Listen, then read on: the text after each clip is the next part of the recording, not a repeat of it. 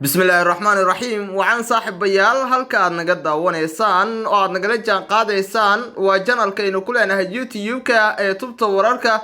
waxaad ku soo dhawaataan xogo macluumaad wararkii ugu dambeeyay ee laga helayo dagaalada culus ee u dhaxeeya wadamada Ukraine iyo sidoo kale Ruushka warqabadka tubta wararka qodobada soo gaarayna saaxib bayaal aan idinku soo gudbin doono barnaamijkan idinku soo maqana waxa kamid noqonaya askarta Ruushka ayaa waxa la soo warinayaa in dhibaato xooggan ay wajahayaan ciidamada Ukraine ayaa maalmihii la soo dhaafay daandaansi waday magaalooyin ay gacanta ku dhigeen iyagoo kaabigaba ku haya magaalooyin kale oo hor leh oo ciidamada Ruushka ay ku sugan yihiin quwadda reer galbeedka ayuu ka faa'iideysanaya madaxweyne Vladimir Zelensky ciidamadiisa ayuuna ku howlgelinayaa xogo macluumaad ayaa daawan doontaan saaxiibayaal daawadayaal oo arinta taasi ku tacalluqa sidoo kale waxaynu barnaamijkeena idinku soo gudbin doonaa waxa ka jira in ciidamada Ruushka ay soo dhiibeen kadib markii qaarkood la laayay oo sidoo kalena gantaalo culus ba lagu harqiyay fariisimo ay kaga sugnaayeen gudaha wadanka Ukraine hadaba saaxiibayaal daawadayaal qodobadaas iyo wixii nagu soo kordha ayaan barnaamijkeena idinku soo gudbin doonaa saaxiibayaal daawade saaxiib soo dhawow muuqaalkeena like saaro oo si share garay nagu soo biir si aad inooga mid noqotana saaxiib daawade channelkeena subscribe saaro oo furagan baleerka si durbadiiba ay ku soo gaaraan muuqaaladaynu halkan idinku soo gudbino waa ku mahadsantahay saaxiib la socodkaada iyo la jaanqaadkaada intaba qaybta hoose ee faalada lagu gudbiyo commentiga ayaa inoogu reebi karaysa aragtidaada saliimka ah markaana aynu ku bilowno haddaba maxaa ka jira in askarta Ruushka la laayay kadib markii ay soo dhiibeen muuqaal laga soo duubay jiida hore ee bariga gudaha wadanka Ukraine ayaa muujinaya sida ay isku soo dhiibeen koox asgar ah waxaana halkaasiba ka dhacay dhacdo u muuqata mid soo afjaraysa noloshooda Ruushka ayaa ka falceliyay muuqaalkan la sii dusiyay isagoo ku eedeeyay Ukraine in ay dil toogasho ku fulinayso maxaabiis Ruushka taasoo noqon doonta dambi dagaal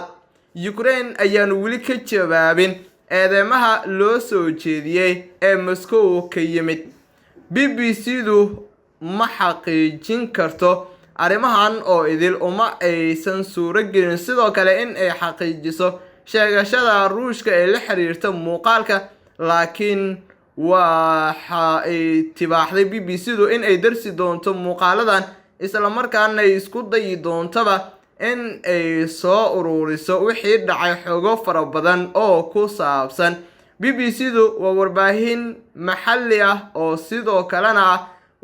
warbaahinada aadka uga hadla dagaalada Ukraine iyo sidoo kale Ruushka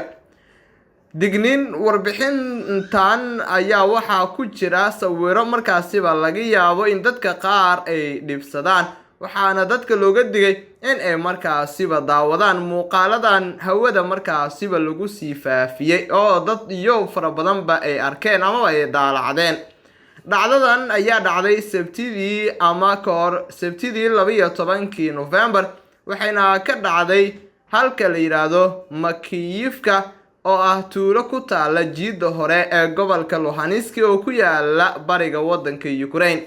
muuqaalo lagu soo duubay diyaaradaha aan duuliyaha wadin ayaa soo baxay gelinkii dambe ee maalintaas iyo xadiiba kaas oo ay baahiyeen baraha taageera Ukraine muuqaalada ayaa muujinayay meedadka tiro asgar ah oo ku labisan dareeska asgarta oo markaasiba dhulka daadsan qayb kamid ah muuqaaladan ayaa sidoo kale waxa ku jiray muuqaal la soo dhigay online-ka wasaaradda difaaca ee Ukraine kaas oo ku saabsanaaba howlgallada military ee ka dhacay aaga Makiyivka baraha bulshada qaarkood ayaa sheegaya in hoobiye ku soo dhacay oo sababayba dhimashadooda laakiin waxa warkaasi gaashaanka u daruuray warbaahinta taageerta Ruushka oo sheegayaba in askarta ay toogteen ciidan ka tirsan guutada 8aad ee weerarada cirka ah ee Ukraine kadib 17 November muuqaalo kale ayaa soo baxay markan waxaa duubay qof goobta joogay waxaana laga dhex maqlayay qaylo dad ku hadlaya luqadda Ukraine oo oranaya qof kasta oo ku dhuumaaleysanaya halkan waa in uu soo baxo. kadib waxaa la arkayay asgar mid u soo baxaysa oo dhulka jiifanaya. muuqaalka ayaa waxaa sidoo kale laga dheehan karay in afduubayaashu ay ku hadlayeen luqadda Ukraine halka dareeska maxaabiista ay u muuqdayba kan ay xirtaan askarta Ruushka. wasaaradda difaaca ee Ruushka iyo warbaahinta ayaa sidoo kale sheegtayba in maxaabiistu ay yihiinba askarta Ruushka. muuqaalka ayaa markaa kadib muujinayay nin ku labisan dhar madow oo soo baxaya. qof u muuqdo in uu hubaysan yahay ayaa rasaas ku furaya marka uu hore markaasiba u socdaba. ma awoodno inaan ka xaqiijino in ninku yahay Ruush ama reer Ukraine iyo qofka uu rasaasta ku furay intaba. waa sida BBC-da markaasiba ay warisay. kaamirada ayaa kadib meesha ka baxaysa iyadoo dhawaqa rasaasta la maqlayo. fiidiyowga wuxuu ku dhamaanayaa isagoo waxba laga arkayn. muuqaalka lagu soo qaaday diyaaradaha aan duuliyaha lahayn ee droniska iyo muuqaalka laga duubay goobta ayaa u muuqda kuwo isku mid ah. labada muuqaalba ayaa waxaa laga arki karaa iridda laga soo galo goobta ee dhacdada ka dhacday in uu yaalo gaari casaan ah kaas oo u muuqda in uu hal gaari yahay. wasaaradda difaaca ee Ruushka ayaa cambaaraysay waxa dhacay oo ay ku tilmaamtayba dil ula kac ah oo madaxa laga toogtay in ka badan 10 askari oo Ruusha oo aan wax dhaqdhaqaaq samayn. wasaaradda ayaa sidoo kale sheegtay in aysan ahayn markii ugu horeysay oo dambigan dagaal ay galaan ciidamada waddanka Ukraine. in la dilo ama la dhaawaco dagaalyahan hubka dhigay oo isa soo dhiibay waa dambi dagaal ayay tiri wasaaradda difaaca ee Ruushka.